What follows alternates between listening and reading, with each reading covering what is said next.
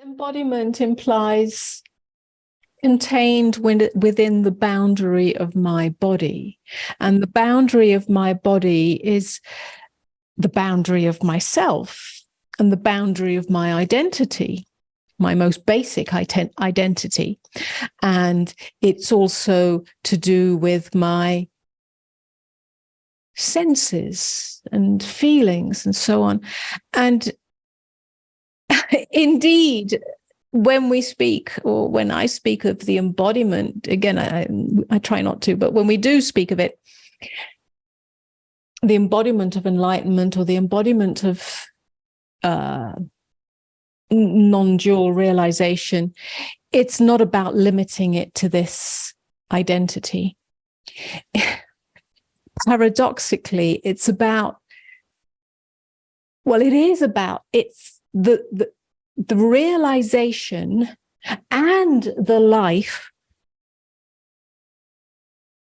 fully penetrating this individuated, localized experience, but not remaining in that individual, localized experience, flowing through it.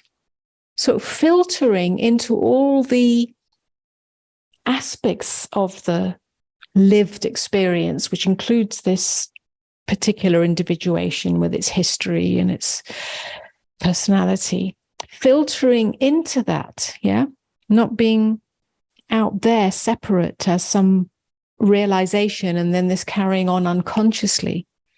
Yeah, it brings consciousness to this. It brings clarity, awareness, presence to this in all areas of the human experience. There's not one area that is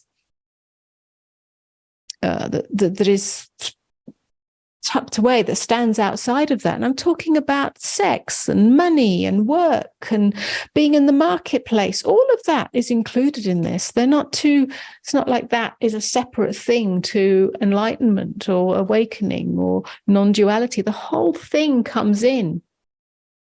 And if you like, starts to purify or bring consciousness or, yeah, undo the defendedness where there is still defense, or, yeah, areas that haven't been revealed and opened and dissolved in that, if you like, come undone in that. So that's what I mean by embodiment. But it doesn't remain as an embodied experience of non-duality where it's my experience and it remains in this body and there's still a self that is wearing the cloak of embodiment. It's a flowing in and flowing through.